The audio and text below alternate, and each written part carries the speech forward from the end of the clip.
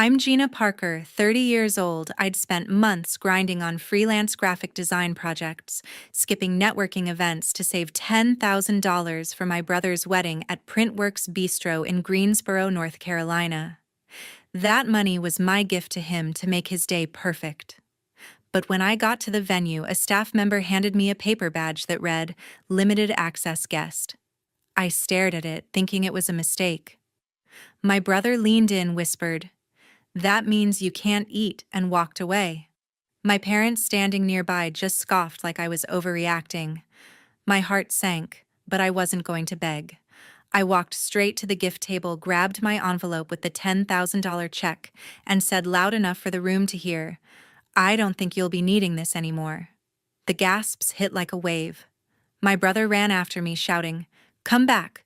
But I kept walking, the sound of my heels clicking against the floor, leaving behind the panicked shouts and stunned faces. The door closed, and I knew tonight was only the beginning. If it were you, what would you do in this situation? Share your thoughts in the comments. I want to know if your answer would be the same as what I did. After walking out of my brother's wedding, I drove back to my apartment in Greensboro, the $10,000 check burning a hole in my purse. I got home, tossed my keys on the counter, and sank onto my couch. Sleep wasn't an option. My mind kept spinning. How could my own family do this? I'd spent months taking on extra freelance graphic design gigs, staying up until 2 a.m. on logos for startups, skipping a big industry conference in Raleigh to save that $10,000 for his wedding. I thought it would mean something, that they'd see me as part of the day. Instead, I was just a guest with a paper badge. By 7 a.m., my phone buzzed. A WhatsApp message from my mom, Ellen: "Gina, don't overreact. It was just a seating mix-up." A mix-up? I read it 3 times, waiting for an "I'm sorry," that never came. Then my dad, Kenneth, called. I stared at his name on the screen, my thumb hovering, but let it go to voicemail. His voice was too calm. "Hey, call me back. We need to talk about last night." No regret, no accountability. I tossed my phone onto the couch, my stomach churning. They were acting like I'd caused the problem, like I was the one who'd embarrassed them. A few hours later, another message from Ellen come to the house. "We'll sort this out." I didn't want to go. My gut screamed to stay away, but a small part of me clung to hope. Maybe they'd explain. Maybe they'd care. I remembered other times they'd brushed me off, holiday dinners where my ideas were ignored, family trips where I was the last to know. Still, I grabbed my keys and drove to their 2-story brick house on the edge of Greensboro, the one I'd grown up in with its neat lawn and faded shutters. I walked in, and nobody stood to greet me. Ellen sat at the kitchen table sipping coffee, her eyes flicking up like I was interrupting. Kenneth was across from her, scrolling on his phone. My brother Kyle and his new wife Stacy sat on the couch, both looking uncomfortable. Ellen started setting her mug down. It was a logistics error. The venue messed up the seating chart. Kyle nodded, staring at the floor.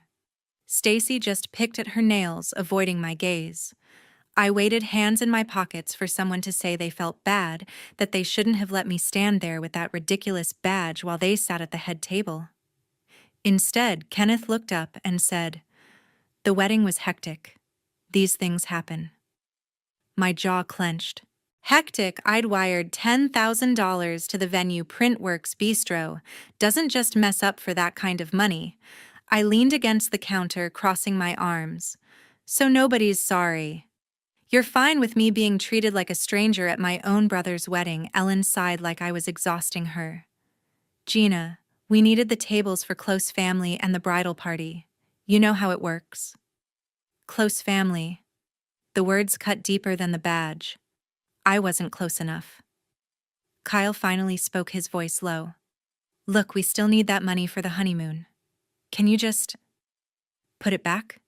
Stacy glanced at him, then away, like she wanted no part of this. I felt my face heat up. "You think I'm just a walking checkbook?" I asked, staring at him. Nobody answered. The silence was heavy, like they expected me to fold, to hand over the money and pretend it was fine. But I was done playing that game. I looked at Kyle and said, "I'm not sure you're in a position to ask for anything right now." His eyes widened like he hadn't expected me to push back. Ellen broke the quiet. Gina, think about your brother's happiness. This isn't about you. That line hit like a punch. I turned to leave, my throat tight. Driving back, my phone lit up again. Ellen? Don't make this harder than it needs to be. I didn't reply. At home, I poured a glass of wine and sat at my desk staring at a half-finished logo design I'd neglected for their wedding. That's when the doubt crept in. Was this really a mistake? Or had they planned to push me aside from the start? I opened my laptop, still logged into the family Google Drive we'd used for wedding plans. I was just checking receipts, trying to make sense of what I'd paid for.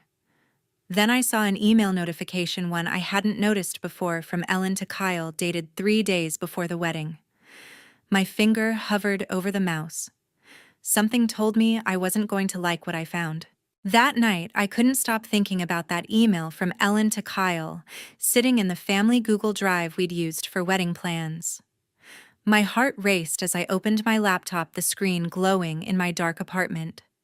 I click the email. Ellen's words hit like a punch. Kyle, make sure Gina's not at the family table. We need space for Stacy's friends. She's paying enough anyway. Kyle's reply was worse. Got it. I'll tell her it's a venue error. My hands shook as I read it again. They'd planned it. My own mom and brother decided I didn't belong even after I'd wired $10,000 for their perfect day at Printworks Bistro. I wasn't a sister to them. I was a sponsor. The next morning, Kyle called, his voice softer than usual. Gina, come to Mom and Dad's. We need to talk. I didn't trust him, but I wanted to look them in the eye to see if they'd admit what they'd done. I drove to their 2-story brick house in Greensboro, pulling into the driveway with my stomach in knots. Ellen was in the kitchen, stirring her coffee like nothing was wrong. Kenneth sat at the dining table, flipping through a newspaper. Kyle and his wife Stacy were on the couch, their hands clasped, but Stacy's eyes stayed on the floor. Nobody greeted me. The silence felt like a wall. I leaned against the counter, arms crossed. So you want to explain why you plan to kick me out of the family table? Ellen's spoon froze mid-stir. Kenneth looked up, his paper crinkling. Kyle's jaw tightened, but he spoke first. Gina, it was a logistics error. We told you. Ellen nodded. The venue messed up, honey. Let's not make a big deal. Kenneth added, we just need the money back for the honeymoon. Can we move on? Stacy stayed quiet, her fingers twisting in her lap. I tilted my head, keeping my voice steady. You know I might reconsider giving the money back. But first, let's talk about honesty. Kyle's face lit up like he thought I was folding. Ellen sipped her coffee, relaxing. Kenneth smiled like we were all good. Stacy just watched me, her expression blank. They thought they'd won. But then I remembered something else. 2 years ago, Kyle had begged me for $5,000 to start his coffee shop in downtown Greensboro. I'd just finished a big branding project for a local restaurant, and I gave him the money, no questions asked. He'd promised to pay me back when the shop took off. He never did. That memory sparked something in me. I glanced at the corner of the living room where Kyle's laptop bag sat by the TV stand. It was my old MacBook, worth about $1,500, that I'd lent him last year when his crashed before his shop's opening. He'd never returned it, never even offered. I walked over, picked up the bag, and slung it over my shoulder. I'm taking this back, I said, staring at Kyle. His face turned red. What? That's mine, he snapped, standing up. I raised an eyebrow. No, it's mine. I lent it to you just like I lent you $5,000 you never paid back. Ellen slammed her mug down. Gina, this is outrageous. You can't just take his things. Kenneth stood, hands raised like he was calming a storm. Let's all relax. Gina, put the laptop down and we'll figure this out. Stacy finally spoke, her voice barely audible. Gina, we didn't mean to hurt you. I ignored her, zipping the bag shut. Kyle stepped closer, his voice sharp. You're doing this over a seating chart. Really? I met his eyes. My heart pounding, but my resolve firm. No, Kyle. I'm doing this because you and Mom plan to treat me like a nobody, and I'm done paying for it. Ellen called after me as I headed for the door. You're being selfish, Gina. But I didn't turn back. In my car, I tossed the laptop bag onto the passenger seat. My hands trembling, but my mind clear. I'd given them a chance to come clean to show they valued me. Instead, they'd lied again. Back at my apartment, I set the laptop on my desk, the email still open on my screen. I wasn't done with them yet. They needed to face what they'd done, and I knew exactly how to make that happen. Back at my apartment in Greensboro, I opened my laptop, the email from Ellen to Kyle still glaring on the screen. I took a screenshot. Every word of their betrayal captured Ellen's order to keep me out for Stacy's friends, Kyle's agreement to lie about a venue error. I opened our family WhatsApp group, the one we'd used for years to share updates and photos. My fingers hesitated, but only for a second. I sent the screenshot with a single line, "Care to explain this." Within minutes, my phone lit up. Ellen texted first, "Gina, you're blowing this out of proportion. Let's talk." Then Kyle. "Why are you airing this in the group? Call me." Kenneth called, but I let it go to voicemail. His message was the same old tune, "Gina, calm down. We can work this out." No apologies, just demands to sweep it under the rug. I stared at the group chat, waiting for someone to own up. Nobody did. Instead, Ellen sent another message. "You're making this harder than it needs to be." I laughed bitterly. Harder for who? Then I remembered the $5,000 Kyle owed me for his coffee shop. He'd borrowed it 2 years ago, promising to pay me back when his business stabilized. His shop was doing fine now. Instagram posts showed packed tables and new latte art, but he'd never mentioned the debt. I opened a new message just to him. "Since we're talking trust, I need the $5,000 you owe me. By next week." I hit send and waited. My phone buzzed almost instantly. "Kyle. You're bringing that up now, I don't have it." I didn't reply. He knew I wasn't bluffing. The group chat exploded. "Ellen, Gina, this is unfair. You can't hold that over him." Kenneth. "Let's meet again and sort this out." I ignored them, but then a private message came from Stacy. I hadn't expected her to weigh in. She'd barely spoken at the last meeting. Her text was long, hesitant. "Gina, I knew about the seating plan. I didn't stop it because I wanted the wedding to be perfect for me and my friends. I'm sorry you got hurt." I stared at her words, my chest tightening. She knew. She'd stood there at the wedding, smiling in her white dress while I was handed a limited access badge. Her apology felt like too little too late. I didn't respond to Stacy. Instead, I went back to the group chat and typed, "I gave you $10,000 for a wedding that pushed me out. I lent Kyle $5,000 he never repaid. I'm done being your ATM." I hit send, my hands steady now. The chat went silent for a full hour, unheard of in our family. Then Kyle called, his voice panicked in the voicemail. "Gina, don't do this. We need that money." Ellen texted again. "You're tearing this family apart." I almost laughed. They'd torn it apart when they decided I wasn't worth a seat at their table. Over the next few days, the messages kept coming.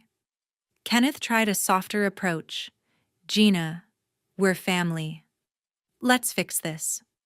Kyle sent a long text claiming the coffee shop was struggling and he'd pay me back soon.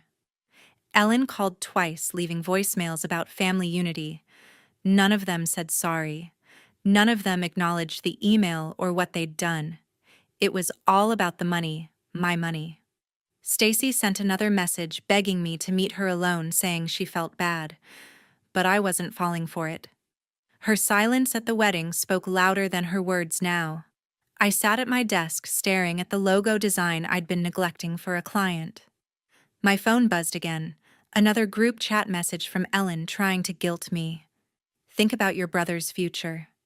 I closed the app, my finger hovering over the leave group button. I wasn't ready to pull the trigger yet, but I knew one thing for sure: I wasn't going to let them keep using me. They'd crossed a line and I was already planning my next move. The days after I sent that screenshot of Ellen and Kyle's email were eerily quiet. My phone, usually buzzing with family group chat notifications, went silent. No calls from Ellen, no texts from Kyle, not even a voicemail from Kenneth. The WhatsApp group, I'd posted the email in just crickets. I'd expected them to blow up to argue or beg, but this silence felt heavier, like they were waiting for me to break first. I sat at my desk in my Greensboro apartment, staring at the logo design I was supposed to finish for a client. My eyes kept drifting to my phone, but I refused to reach out. They'd made their choice when they pushed me out of my brother's wedding, and I wasn't going to beg for their attention. A week later, I decided I was done with the waiting game. I opened the family WhatsApp group, the one we'd used for years to share grocery lists, vacation plans, and wedding details. The screenshot of Ellen's email to Kyle telling him to keep me off the family table was still pinned at the top. Nobody had responded. I scrolled through years of messages, my suggestions for family dinners, ignored my updates about freelance projects, met with cool or nothing at all. I'd been invisible to them long before that limited access badge. My finger hovered over the Leave Group button. I hit it and the chat disappeared from my phone. Then I opened Facebook, found the family group there, and left that too. It felt like cutting a cord I'd been clinging to for too long. My birthday came a few days later, my 31st. In years past, Ellen would have called to plan a dinner, or Kyle would have shown up with a cheap card and a promise to hang out soon. This time, nothing. Not a text, not a call. I didn't expect one, but the silence still stung. I ordered a pepperoni pizza from Mellow Mushroom, a Greensboro staple, and ate it alone on my couch, a glass of wine in hand. The TV played some reality show I wasn't watching. I lit a single candle on a store-bought cupcake, made a wish for a fresh start, and blew it out. It wasn't sad exactly. It felt like freedom, like I was finally choosing myself. That evening, my phone pinged. A private message from Stacy, my brother's wife. I hadn't heard from her since her text admitting she knew about the seating plan. Her message was long, typed out like she'd spent hours agonizing over it. Gina, I'm so sorry for what happened at the wedding. I should have spoken up when Ellen and Kyle planned the tables. I was caught up in the moment, wanting everything perfect. I feel awful. Can we talk? I read it twice, my thumb hovering over the reply button. Part of me wanted to believe her, but her apology was too late. She'd stood there in her white dress, smiling with her friends, while I was handed a badge that said I didn't belong. I set the phone down, leaving her on read. The silence from the rest of the family stretched on. I started looking at my life differently, like a fog had lifted. I'd been pouring so much into them: $10,000 for the wedding, $5,000 for Kyle's coffee shop, my old MacBook, expecting them to see me. They never did. I opened my laptop and started searching for office spaces in Raleigh, about an hour's drive from Greensboro. I'd always wanted to start my own graphic design studio, something small, but mine. I found a listing for a shared workspace in downtown Raleigh, $2,000 a month, perfect for a freelance setup. I emailed the landlord, my heart racing with something I hadn't felt in a while: possibility. Over the next week, I packed boxes between client projects. My apartment, a one-bedroom I'd rented for $1,200 a month, was full of memories I didn't want to carry. Old photos of family vacations, birthday cards from Ellen and Kenneth, a mug Kyle gave me when his shop opened. I tossed most of it into a donation bin. My phone stayed quiet except for one last text from Ellen: Gina, we're still family. Don't shut us out. I didn't reply. She hadn't mentioned the email, the wedding, or the $5,000 Kyle still owed me. It was just another guilt trip, and I was done falling for it. By the end of the month, I'd signed a lease for the Raleigh office and found a new apartment nearby. I wasn't running away, I was moving towards something better. The family I'd spent years trying to please had shown me who they were, and I was ready to let them go. As I packed the last box, my phone buzzed again. Another message from Stacy asking to meet. I didn't open it. I was already looking ahead to a life where I didn't have to prove my worth to anyone. Weeks after I left the family group chat and blocked their numbers, I was packing the last of my Greensboro apartment ready to leave it all behind. I'd already signed a lease for a new place in Raleigh, a one-bedroom for $1,500 a month, and a shared office space for $2,000, where I'd start my own graphic design studio. The silence from my family was deafening, just as it had been since I'd exposed their email in the WhatsApp group, revealing how Ellen and Kyle planned to push me out of the wedding for Stacy's friends. I didn't expect to hear from them again, and I didn't. My phone stayed quiet. No texts, no calls, no apologies for the $10,000 I'd given for the wedding, or the $5,000 Kyle still owed me for his coffee shop. I was done waiting for them to see my worth. As I taped up boxes, a friend from Greensboro, Sarah, texted me. She'd heard through the grapevine about my family's fallout. Kyle's shop closed last week, she wrote. Signs down, windows boarded. I wasn't surprised. Kyle's coffee shop, the one I'd helped fund with $5,000 2 years ago, had been struggling for months. I'd seen it on Instagram, empty tables, fewer posts, a closed for maintenance sign that never came down. Sarah said Kyle had mismanaged the place, spending more on fancy equipment than marketing, and hadn't paid vendors in months. The $5,000 he owed me was long gone, buried in his failed dream. I felt a pang, not for him, but for the part of me that once believed he'd pay me back. Sarah also mentioned my parents, Ellen and Kenneth. They'd been telling relatives I'd overreacted to the wedding, but their story wasn't landing. A few family friends had pulled back, uncomfortable with how Ellen had orchestrated the seating plan to favor Stacy's guests while I footed the bill. At their church group, whispers about their behavior had started to spread, and Ellen's usual social calendar, book clubs, charity lunches, was noticeably quieter. Kenneth, always the quieter one, had retreated further, avoiding questions about me. They were starting to feel what it meant to lose me, not just as a daughter, but as someone who'd held their world together with money and time. Stacy, Kyle's wife, was facing her own fallout. Sarah said she'd overheard Stacy at a local cafe trying to explain the wedding drama to mutual friends.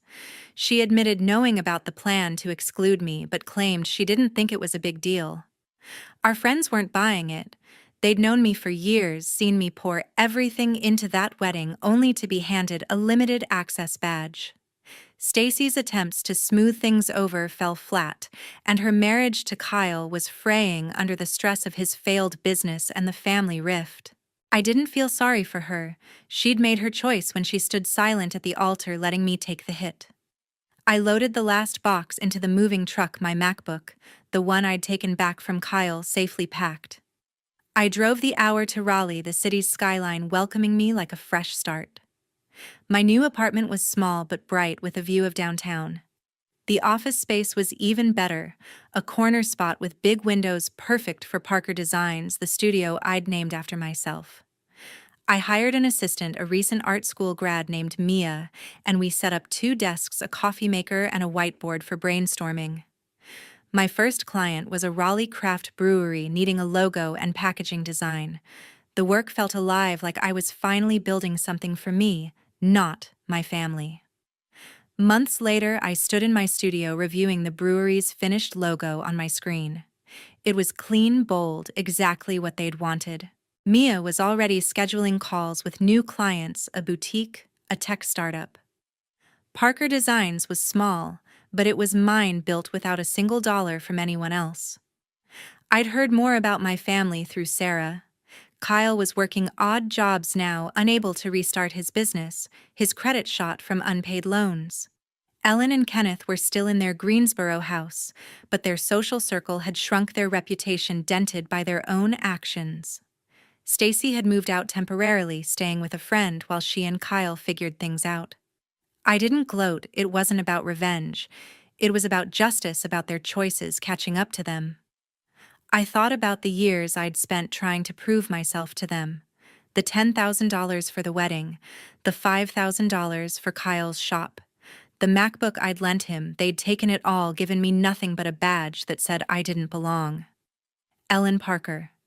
My mom and Kenneth Parker. My dad had chosen control over love. Kyle Parker. My brother had chosen greed over loyalty. Stacy Parker, his wife, had chosen silence over fairness. I, Gina Parker, had chosen myself. Here's what I learned: family doesn't define your worth. If they don't value you, walk away. It's hard, but it's better than letting toxic people drain your life.